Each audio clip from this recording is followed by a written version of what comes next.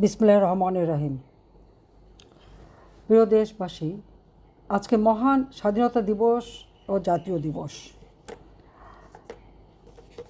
আমি সকলকেই আমার সালাম জানাচ্ছি। আসসালামু আলাইকুম। মহান স্বাধীনতা দিবস ও জাতীয় দিবসে আমি দেশবাসী আপনাদের আমার প্রাণ ঢালা ভালোবাসা ও শুভেচ্ছা জানাচ্ছি। আমি পরম শ্রদ্ধাভরে স্মরণ করছি সর্বকালের সর্বশ্রেষ্ঠ বাঙালি জাতির পিতা বঙ্গবন্ধু শেখ মুজিবুর রহমানকে। জেনে তার জন্ম না হলে এই স্বাধীন সার্বভৌম বাংলাদেশ সৃষ্টি হতো না। বাঙালি জাতি হিসেবে স্বতন্ত্র সত্তা বা আত্মপরিচয়ের সুযোগ পেত না। 1971 সালে 25শে মার্চ পাকিস্তানি হানাদার বাহিনী গণহত্যা শুরু করে। মহান মুক্তিযুদ্ধে ও স্বাধীনতা সংগ্রামে 30 লক্ষ শহীদের প্রতি শ্রদ্ধা জানাই। হানাদার পাকিস্তানি বাহিনীর হাতে 1971 সালে 25শে মার্চ থেকে শুরু করে 1971 সালের 16ই ডিসেম্বর বিজয় অর্জন পর্যন্ত যে সকল মা বোন পাকিস্তানি হানাবাহিনী দ্বারা ধর্ষিত হয়েছে, নির্যাতিত হয়েছে এবং পাকিস্তানি হানাদার বাহিনীর হাতে গড়া আলবদর রাজাকার লাল শামস বাহিনী এই মা বোনদের তুলে দিয়েছিল এই পাকিস্তানি সেনাদের ক্যাম্পে।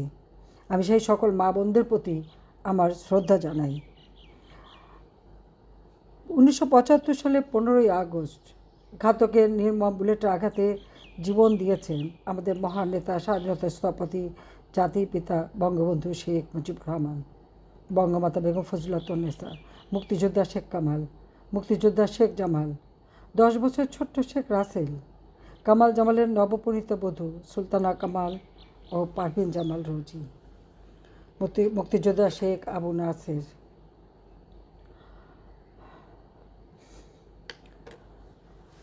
মুক্তিযোদ্ধা শেখ ফজলক মনি ও তার অন্তঃসত্ত্বা স্ত্রী আরজু, মুক্তিযোদ্ধা আব্দুল আফসার নেবাদ, তার 10 বছরের ছেলে আরিফ, 13 বছরের মেয়ে বেবি এবং মুক্তিযোদ্ধা আবুল হাসনাত আবদুল্লাহর ছেলে 4 বছরের সুকান্ত, মুক্তিযোদ্ধা সাংবাদিক শহীদ সানিয়াবাদ এবং সাংস্কৃতিক কর্মী রেন্টু, রাষ্ট্রপতির military secretary brigadier Jamil Uddin এবং police officer SSP Siddiqur Rahman. আমি তাদের সকলের তার মাগফিরাত কামনা করি এবং শ্রদ্ধা জানাই। 1975 সালের 3রা নভেম্বর অবৈধভাবে ক্ষমতা দখলকারী খুনি মোস্তাক ও জিয়া চক্রান্তে ঢাকা কেন্দ্রীয় কারাগারে ঘাতকের নির্মম বুলেটে নিহত সৈয়দ নজরুল ইসলাম, তাজউদ্দিন আহমেদ, মনসুর আলী ও কামরুজ্জামানের প্রতি শ্রদ্ধা জানাই। অসাংবিধানিকভাবে এবং আর্মি রুলস ও অ্যাক্ট ভঙ্গ করে জিয়াউর রহমান ক্ষমতা দখল করে নিজেকে রাষ্ট্রপতি ঘোষণা দেয়। সেনাবাহিনী ও বিমান বাহিনীর প্রায় 2500 মতো অফিসার ও সৈনিকদের কারাগারে ফাঁসি ও ফায়ার স্কোয়াডে দিয়ে হত্যা করে, লাশ গুম করে ফেলে। আমি সকলের আত্মার মাগফিরাত কামনা করি। স্বজন হারা বেদনা নিয়ে গুম হয়ে যাওয়া লাশ খুঁজে বেড়ানো স্বজনদের প্রতি আমি আমার সহমর্মিতা জানাই, কারণ স্বজন হারা বেদনা কি আমি সেটা বুঝতে পারি। বাংলাদেশের জনগণের ভোট ও ভাতের অধিকার অর্থাৎ মার্শালের বিরুদ্ধে গণতন্ত্র প্রতিষ্ঠার যে সংগ্রাম আমরা করেছি, সেই সংগ্রামে আওয়ামী লীগ সহ যারা জীবন দিয়েছে আমি তাদের প্রতিও শ্রদ্ধা জানাচ্ছি। জাতির পিতা বঙ্গবন্ধু চেয়েছিলেন বাংলাদেশকে উন্নত সমৃদ্ধ দেশ হিসেবে গড়ে তুলবেন, ক্ষুধা দারিদ্র্য মুক্ত দেশ গড়ে তুলবেন। পাকিস্তান নামে যে রাষ্ট্রটি হয়, সে রাষ্ট্র গঠনের পিছনে তার অনেক অবদান ছিল, কিন্তু পাকিস্তান নামে রাষ্ট্রটি হবার পর যখন তিনি দেখলেন যে পাকিস্তানি শাসকরা বাঙালির উপর শোষণ এবং নির্যাতন করছে, এমনকি আমাদের সংস্কৃতির উপর আঘাত হানে, 1948 সালে রাষ্ট্রভাষা হিসেবে মাতৃভাষা বাংলাকে প্রতিষ্ঠা করতে যে আন্দোলন শুরু হয়েছিল এবং 1952 সালে পাকিস্তানি শাসকদের গুলিতে ভাষা শহীদদের রক্তের অক্ষরে লেখা হয়েছিল মাতৃভাষায় কথা বলতে চাই, সেই সকল শহীদদের প্রতিও আমি শ্রদ্ধা জানাই। আমাদের মুক্তি সনদ 6 দফা, যেটা 1966 সালে জাতির পিতা বঙ্গবন্ধু শেখ মুজিব দিয়েছিলেন, যা বাঙালি জাতি সাদরে গ্রহণ করেছিল এবং সমর্থন জানিয়েছিল, সেই 6 দফার আন্দোলনে 7ই জুন যারা জীবন দিয়েছে আমি তাদেরকেও আজকে স্মরণ করি।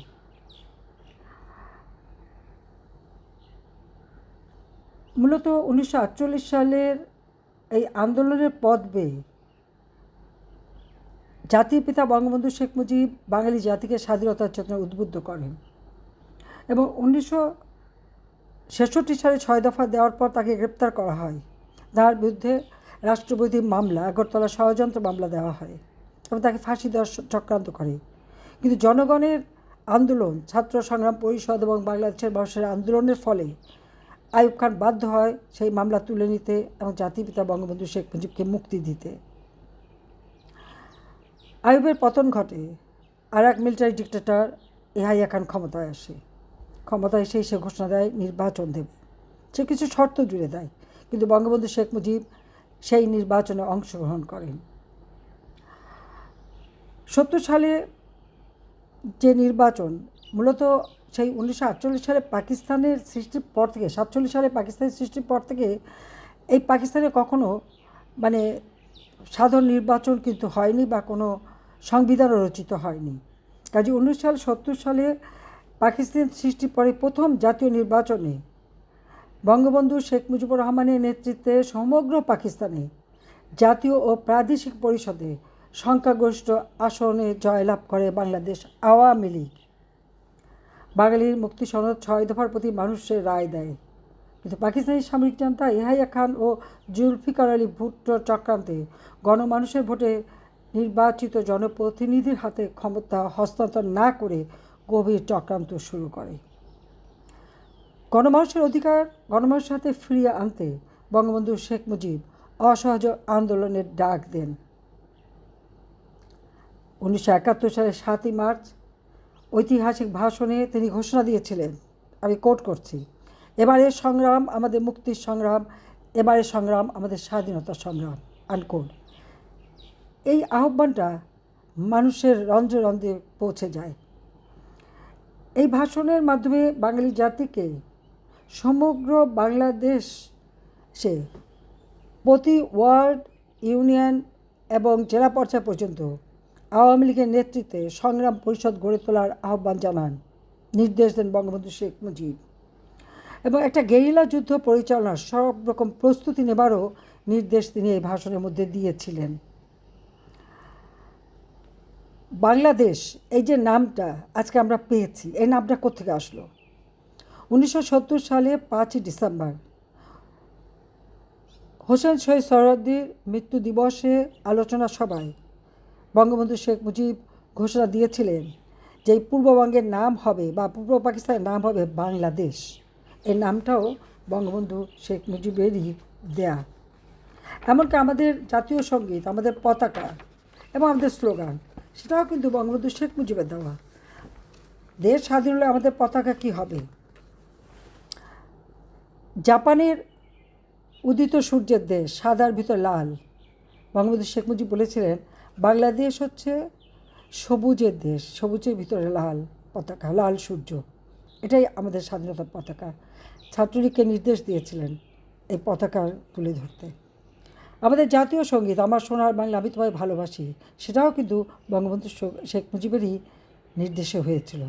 কলিম শরাফি, তিনি তাকে কিন্তু সবসময় তিনি এই গানটি গাইতে বলতেন, কারণ বন্ধু মানুষ ছিলেন। বঙ্গবন্ধু বাঙালি জাতিকে একটা উচ্চ মর্যাদায় নিয়ে এসেছিলেন সেই নির্বাচনের মধ্য দিয়ে, কিন্তু চক্রান্ত ছাড়েনি। ধানমন্ডি বঙ্গবন্ধুর বাসভবন, যা আমরা স্মৃতি জাদুঘর হিসেবে প্রতিষ্ঠা করেছিলাম, আমি শেখ হাসিনা ও ছোট বোন রেহানা বাংলাদেশের জনগণকে এই বাড়িটি আমরা দান করে দিই। কারণ ওই বাড়ি থেকে অসহযোগ আন্দোলনে জনগণের করণীয় সম্পর্কে যে নির্দেশনা প্রতিদিন প্রচার করা হতো, সাধারণ মুক্তিকামী মানুষ তা অক্ষরে অক্ষরে পালন করত।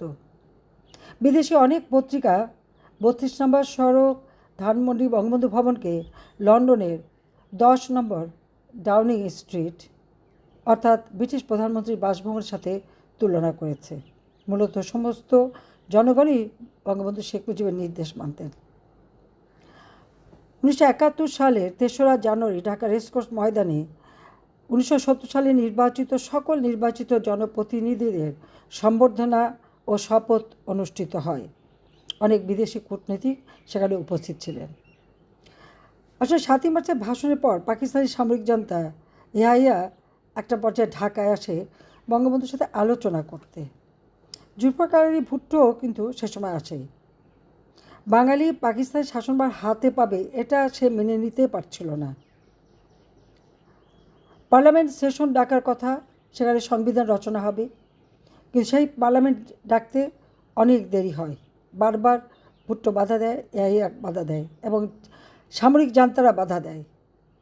যা হোক, 3রা মার্চ জাতীয় সংসদ বসবে, অর্থাৎ সেখানে শাসনতন্ত্র রচনা হবে।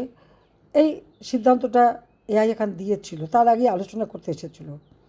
কিন্তু 1 মার্চ হঠাৎ করে এই জাতীয় সংসদের বৈঠক, গণপরিষদের বৈঠক, এই বৈঠকটা স্থগিত করে দেয়। সেটা ছিল 1 মার্চ, সেদিন ঢাকা স্টেডিয়ামে ক্রিকেট খেলা হচ্ছিল। সমস্ত দর্শক শ্রেণী স্লোগান দিয়ে বেরিয়ে চলে আসে, খেলা বন্ধ হয়ে যায়। কাজে মানুষ যে ঐক্যবদ্ধ সেটাই প্রমাণ হয়। ইয়াহিয়া যে ঢাকা এসেছিল এটা একটা চক্রান্তেরই একটা অংশ ছিল, তারা আর কিছুই না। 6 দফা বাদ দিতে হবে বা জনগণের প্রতিনিধিরা সরকার পাবে, এটা তারা কিছুতেই মানতে চায়নি, অর্থাৎ বাঙালির হাতে ক্ষমতা দেবে না। 71 সালের 25শে মার্চ, এই 25শে মার্চ রাতে পাকিস্তানি সেনাবাহিনী নিরস্ত্র বাঙালির উপর আক্রমণ শুরু করে।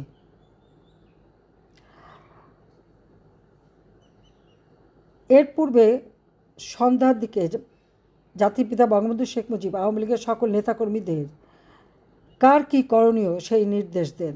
এমনকি আমাদের সৈয়দ নজরুল ইসলাম, তাজউদ্দিন আহমেদ থেকে শুরু করে সকল নেতাকর্মী, ছাত্রলীগের নেতাকর্মী প্রত্যেকে একটা নির্দেশনা দিয়েছিলেন। সেই নির্দেশনা মতনই তাদেরকে কাজ করতে বলেন।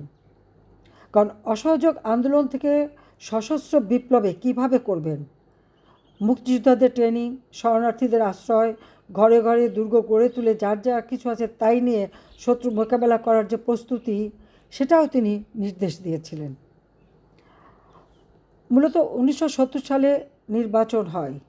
বঙ্গবন্ধু শেখ মুজিব 1969 সালে যখন কারাগার থেকে মুক্তি পান, তারপর তিনি লন্ডনে যান। লন্ডনে গিয়েছিলেন কারণ প্রবাসীরা তখন সহযোগিতা করেছিলেন এবং স্যার টমাস উইলিয়াম কিউসি এমপিকেও পাঠিয়েছিলেন ওই মামলা, বঙ্গবন্ধুর বিরুদ্ধে যে মামলা দিয়েছিল পাকিস্তানি সামরিক জনতা, সেই মামলা পরিচালনা করার জন্য। কাজে তিনি সেখানে লন্ডন যান। সেখানে যে নির্বাচন হবে এবং বঙ্গবন্ধু শেখ মুজিবের একটা ধারণা ছিল যে যদি নির্বাচন হয়, আওয়ামী লীগ জয়লাভ করলে পাকিস্তানিরা যে ক্ষমতা দিতে পারে নাও দিতে পারে, সেই কারণেই তিনি লন্ডনে যে আলোচনা করেন আমাদের প্রবাসীদের সাথে। এবং সেই সাথে আরেকটি কথা আমি জানাবো, কারণ আমি তার সাক্ষী এখনও আছি, যে বাংলাদেশের মিত্রশক্তি ভারতের প্রধানমন্ত্রী 2 জন প্রতিনিধির সাথেও তিনি আলোচনা করেন। যদি সশস্ত্র যুদ্ধ করতে হয় তবে ট্রেনিং, অস্ত্র এবং আশ্রয় কিভাবে পাবে, যদি শরণার্থীরা দেশ ছেড়ে যায় তাহলে তাদের আশ্রয় কিভাবে হবে, সেই বিষয়টাও তিনি আলোচনা করেন। Sir Thomas Williams QC MP সহ ব্রিটিশ জনপ্রতিনিধিদের সাথেও তিনি আলোচনা করেন। বাঙালি দাবির প্রতি তারা যাতে সমর্থন দেন সেই কথাটা তুলে ধরেন। 1969 সালের 8ই নভেম্বর তিনি ঢাকায় ফিরে আসেন। তিনি গিয়েছিলেন লন্ডনে 1969 সালের 23 অক্টোবর, 8ই নভেম্বর ফিরে আসেন। 7 ডিসেম্বর 70 সালে নির্বাচন অনুষ্ঠিত হয়।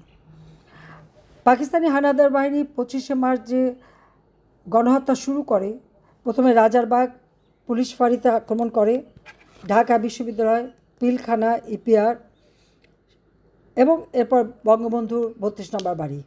এখানে একটা কথা আমি স্মরণ করিয়ে দিতে চাই সবাইকে, যে 25শে মার্চ রাতে যে পাকিস্তানি হানাদার বাহিনী আক্রমণ করবে, এই খবরটা ঢাকা ক্যান্টনমেন্টে থেকে বাঙালি বাবরচি একটা খবরের কাগজের কোনায় সেটা লিখে দেন, কারণ এই আলোচনাটা খাবার টেবিলে বসে হয় তখন সে সেটা জানতে পারে।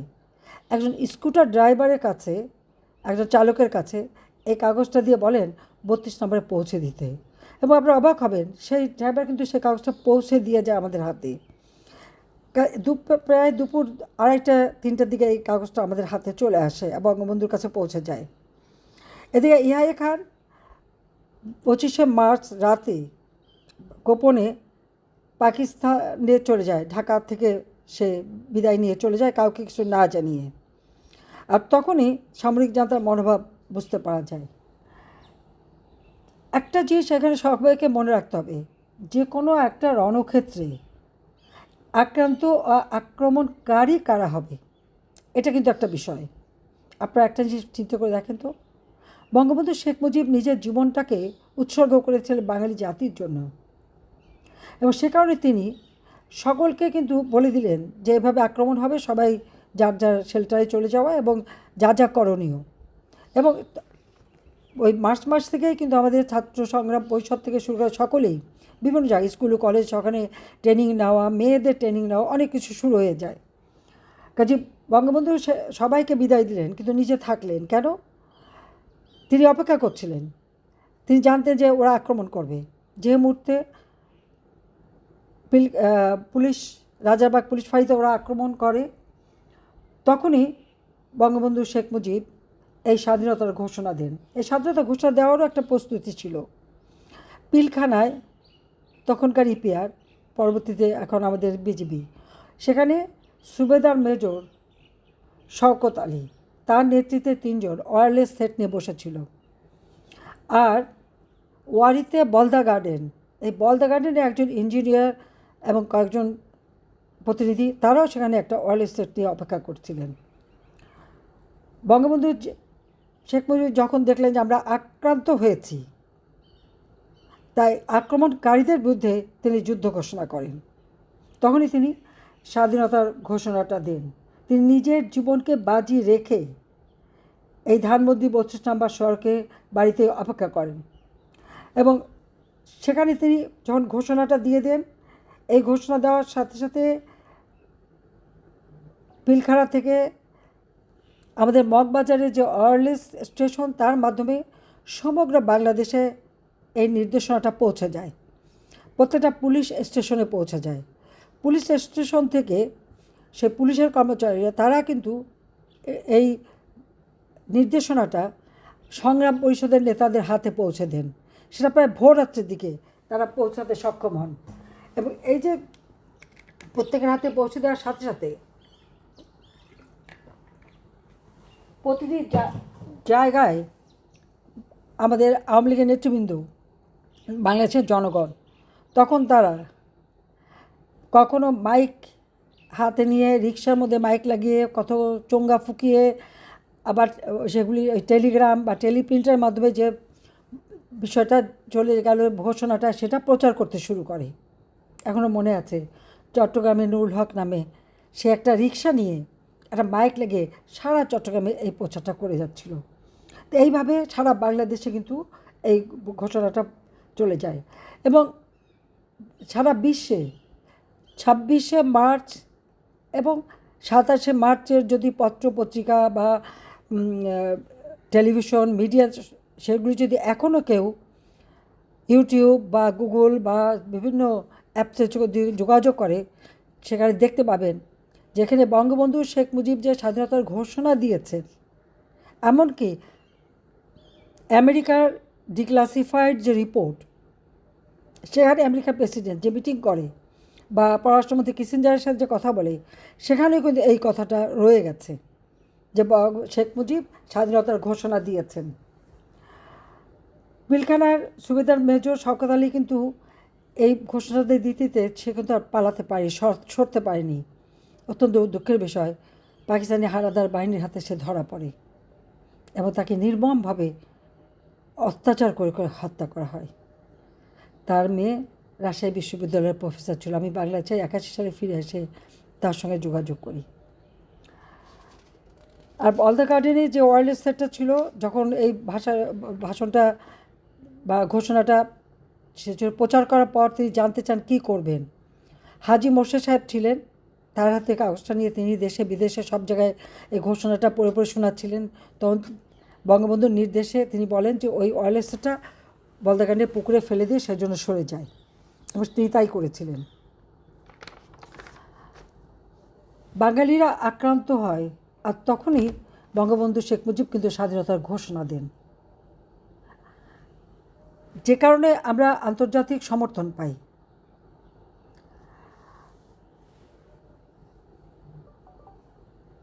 এই ঘোষণার পরপরই রাত্রি 1:30টার দিকে, 1:30-2 বাজে, তখন পাকিস্তানি হানাদার বাহিনী 32 নম্বর আক্রমণ করে।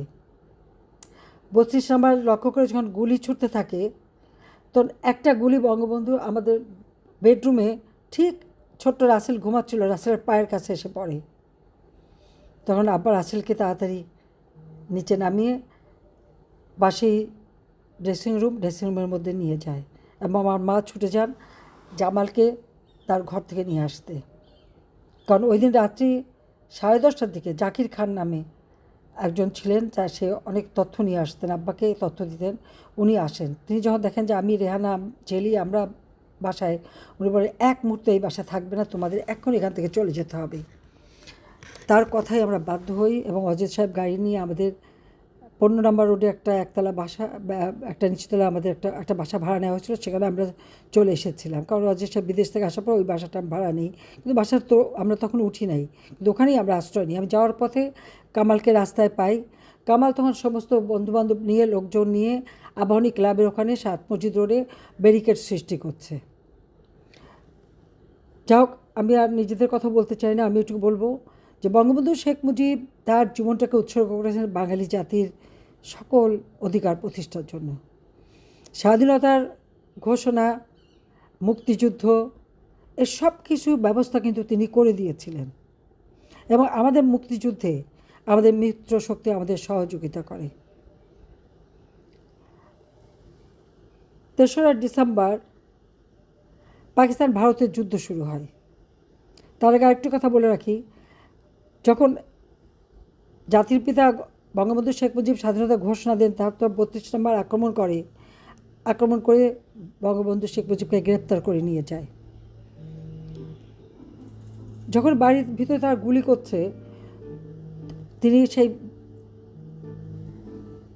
ঘরের দরজা খুলে বেরিয়ে এসে তিনি খুব চিৎকার করে বলে যে স্টপ ফায়ারিং। সে একজন কর্নেলের নেতৃত্বে যারা এসেছিল তারা হঠাৎ থেমে যায়, কিন্তু থেমে যাওয়ার পরই তারা বেয়োনেট নিয়ে বঙ্গবন্ধুকে আক্রমণ করতে উদ্যত হয়। তখন ওই অফিসারটা নিজের থেকে বলে হল্ট, ওদের থামায়। কিন্তু বঙ্গবন্ধুকে যখন নিয়ে যায় সিঁধে নামাতে থাকে, তখন পিছন থেকে এই বন্দুকের বার দিয়ে তাকে আঘাত করে। এই কথাটা বঙ্গবন্ধু শেখ মুজিব কিন্তু ডেভিড ফ্রস্টের ইন্টারভিউতে তিনি এই কথাটা বলেছেন। সাধারণত তার উপরে যে অত্যাচার নির্যাতন হতো কখনও তিনি আমাদের জানতে দিতেন না, বলতেন না। সেখান থেকে গ্রেপ্তার করে সংসদ ভবনের উত্তর দিকে যে সিঁড়িটা, ওই সিঁড়ির উপরে তখন কনস্ট্রাকশন হচ্ছে, সিঁড়ির উপরে বসিয়ে রাখে। এরপর আদমজি ক্যান্টনমেন্ট স্কুলে নিয়ে সেখানে বন্দি করে রাখে। সেখান থেকে পরের দিন করাচিতে নিয়ে চলে যায়। আমরা তারপর জানতে পারিনি। 32 নম্বর 26শে মার্চ আবার আক্রমণ করে। তখন আমার মা, রাসেল এবং জামাল পাশের বাড়িতে শেল্টার নেয়। সেখান থেকে এ বাড়ি ও বাড়ি অনেক জায়গায় শেল্টার নেওয়ার পর একসময় আমরা গ্রেপ্তার হয়ে যাই। মা, আমি, রাসেল, রেহানা, জামাল আমরা গ্রেপ্তার হই। 18 নম্বর রোড, বর্তমানে 9-এ 26 নম্বর বাড়ি, একতলা একটা বাড়িতে আমাদেরকে বন্দি করে রাখে। জাতির পিতার নির্দেশ, পরিকল্পনা অনুযায়ী মুক্তিযুদ্ধ পরিচালিত হয়। এপ্রিল মাসের 10 তারিখ সকল নির্বাচিত জনপ্রতিনিধিদের নিয়েই স্বাধীন গণপ্রজাতন্ত্রী বাংলাদেশ সরকার গঠন করা হয়। জাতিপিতা বঙ্গবন্ধু শেখ মুজিবুর রহমান রাষ্ট্রপতি, সৈয়দ নজরুল ইসলাম উপরাষ্ট্রপতি, তাজউদ্দিন আহমেদ প্রধানমন্ত্রী এবং অন্যান্য মন্ত্রিপরিষদ নিয়ে 17 এপ্রিল মেহেরপুরে, সেটা তখন স্বাধীন জায়গা, আজকে যেটা মুজিবনগর, তখন ছিল সেটা বৈদ্যনাথতলা। এই মুজিবনগরে শপথ অনুষ্ঠান হয় এবং স্বাধীনতার ঘোষণাপত্র পাঠ করা হয়। তবে এই সরকারের অধীনেই মুক্তিযুদ্ধ পরিচালনা করা হয়। মিত্র শক্তিরা আমাদের সহায়তা করে।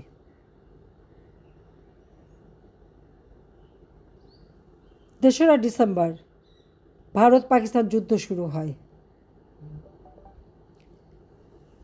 সেই যুদ্ধে মিত্রশক্তি এবং মুক্তিযোদ্ধাদের আক্রমণে পাকিস্তানি হানাদার বাহিনী পরাজয় বরণ করে। যে সরহদ্দি উদ্যানে দাঁড়িয়ে, অর্থাৎ যে রেসকোর্স ময়দানে দাঁড়িয়ে 7ই মার্চে জাতির পিতা ভাষণ দিয়েছিলেন, এবারের সংগ্রাম আমাদের মুক্তির সংগ্রাম, এবারের সংগ্রাম স্বাধীনতার সংগ্রাম, সেই সরহদ্দি উদ্যানেই কিন্তু ওই পাকিস্তানি হানাদার বাহিনী মিত্র শক্তির কাছে পরাজয় বরণ করে, সারেন্ডার করে। বাংলাদেশ শত্রুমুক্ত হয়। তবে আমরা যারা বন্দী ছিলাম, আমরা কিন্তু তখনও মুক্ত হইনি। তবে এর মধ্যে জামাল খুব গেরিলা কায়দায় আগস্ট মাসে সে চলে যায় পালিয়ে, মুক্তিযুদ্ধে অংশগ্রহণ করে। সরাসরি সে মুক্তিযুদ্ধে অংশগ্রহণ করেছে। তখন শেখ আবু নাসের, আমার চাচা, 9 নম্বর সেক্টরে যুদ্ধ করতে, জামালও সেই সেক্টরেই সেই যুদ্ধে অংশগ্রহণ করে।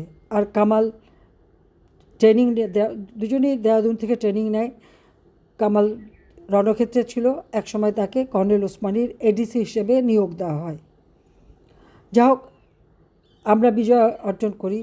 7ই ডিসেম্বর বাংলাদেশ মুক্ত হয়। 16ই ডিসেম্বর আমি, মা, রাসেল, রেহানা আমরা মুক্তি পাই 17ই ডিসেম্বর। মিত্র বাহিনীর তখন মেজর অশোক তারা আমাদেরকে মুক্ত করে। একটা যুদ্ধ বিধ্বস্ত দেশ, বঙ্গবন্ধু শেখ মুজিবকে যে গ্রেপ্তার করে রেখেছিল, সেখানে কিন্তু তার বিরুদ্ধে রাষ্ট্রদ্রোহী মামলা দিয়েছিল এবং ইয়াহিয়া খান তার ফাঁসি দেবে সে নির্দেশনাও দিয়েছিল, সইও করে গিয়েছিল। কিন্তু ততক্ষণে যখন পাকিস্তানি বাহিনীকে সারেন্ডার করতে হয়, কাজে ইয়াহিয়ার পতন হয়। বঙ্গবন্ধু মুজিবকে তারা মুক্ত করে। তখন জুলফিকার আলী ভুট্টো পাকিস্তানের প্রেসিডেন্ট হয়ে যায় এবং ওখান থেকে 8ই জানুয়ারি তিনি মুক্তি পান, সরাসরি লন্ডন চলে যান। সেখান থেকে 10ই জানুয়ারি তিনি বাংলার মাটিতে ফিরে আসেন। 10ই জানুয়ারি যখন ফিরে আসেন, তিনি কিন্তু তখন তার জনতার কাছেই আগে যান এবং সেখানে একটা স্বাধীন বাংলাদেশ কীভাবে চলবে সেই নির্দেশনা দেন এবং যারা আমাদের মহান মুক্তিযুদ্ধে সমর্থন দিয়েছে তাদের প্রতিও শ্রদ্ধা জানান, সকল শহীদের প্রতি শ্রদ্ধা জানান। এরপর যুদ্ধ বিধ্বস্ত দেশ গড়ে তোলেন। মাত্র 3 বছর 7 মাস সময় পেয়েছিলেন বাংলাদেশকে স্বল্পোন্নত দেশে উন্নীত করেন। যখনই বাংলাদেশের যুদ্ধের ভয়াবহতা কাটিয়ে ওঠে, 1975 সালে 15ই আগস্ট নির্মমভাবে তাকে হত্যা করা হলো। এরপর শুরু হলো হত্যাকুশ ষড়যন্ত্রের মধ্য দিয়ে ক্ষমতা বদলের পালা। 21 বছর পর আওয়ামী লীগ সরকারে আসে, জনগণের সেবা করে, বাংলাদেশের উন্নতি করে, বাংলাদেশ খাদ্যে স্বয়ংসম্পূর্ণ হয়, সাক্ষরতার হার বৃদ্ধি পায়, বিদ্যুৎ উৎপাদন বৃদ্ধি করি। বাংলাদেশের মানুষ এই প্রথম একটা উপলব্ধি করতে পারে যে সরকার জনগণের সেবক। কিন্তু তারপর আমরা 2001-এ তখন যে নির্বাচনটা হয়েছিল অক্টোবর মাসে, সেই নির্বাচনে আমরা ক্ষমতা আসতে পারিনি। সেটা একটা চক্রান্ত ছিল, কারণ আমরা গ্যাস বিক্রি করতে চাইনি বলে আসতে পারিনি, সেটা ঠিক আছে। কিন্তু তখন যারা ক্ষমতা আসে, বিএনপি জামাত জোট, বাংলাদেশের আদর্শ সব কিছু বিকৃত করে দেয়। 1975 সালে পরেও ইতিহাস বিকৃতি চলে, বঙ্গবন্ধুর নাম মুছে ফেলার চেষ্টা। আবার ঠিক 2001-এ একই ঘটনা আমরা দেখি। এরপর 2008-এ নির্বাচনে আমরা সরকার গঠন করি। বাংলাদেশের মানুষ প্রকৃত স্বাধীনতার ইতিহাস, মুক্তি সংগ্রামের ইতিহাস, মুক্তিযোদ্ধাদের যে অবদান, প্রতিটি পরিবারের যে অবদান, সে সম্পর্কে জানতে পারে। দুঃখের বিষয়, 2024 সাল একটা চক্রান্ত করে আওয়ামী লীগের হাত থেকে ক্ষমতা নিয়ে নেওয়া হয়। ক্ষমতা আসে একটা ফ্যাসিস্ট, খুনি অবৈধভাবে, অসাংবিধানিকভাবে। আবার শুরু হয় সেই ইতিহাস বিকৃতির পালা, এবং এখনও তাই চলছে। এবং আজকে আরও অবাক ব্যাপার হলো যে আপনারা দেখবেন যে ক্ষমতায় ডক্টর ইউনূস, তার বিদায় হয়েছে 12ই ফেব্রুয়ারি একটা প্রহসনী নির্বাচনের মাধ্যমে ক্ষমতায় এসেছে বিএনপি। এসে আবার সেই স্বাধীনতার চেতনা ধ্বংস করা। আর ইউনূস আসার পরে তো বঙ্গবন্ধু ভবন, তো বঙ্গবন্ধু ভবনে আগুন দিয়েছিল কিন্তু বিএনপি, সেই যুব দলের রোমান হাওলাদার নামে এক ব্যক্তি নিজে আগুন দেয়।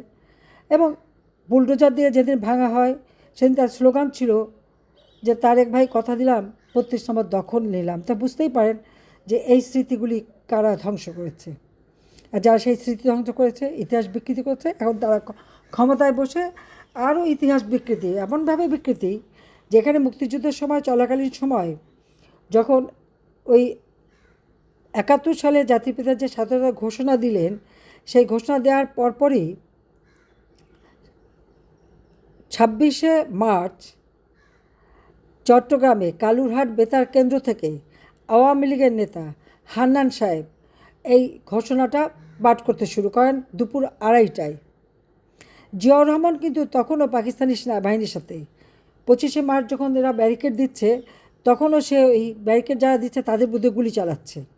26শে মার্চ সে যাচ্ছিল পোর্টে পাকিস্তান থেকে সোয়াত জাহাজে অস্ত্র এসেছে, সেই অস্ত্র নামাতে, তখন তাকে ছাত্র জনতা আর বাধা দেয়।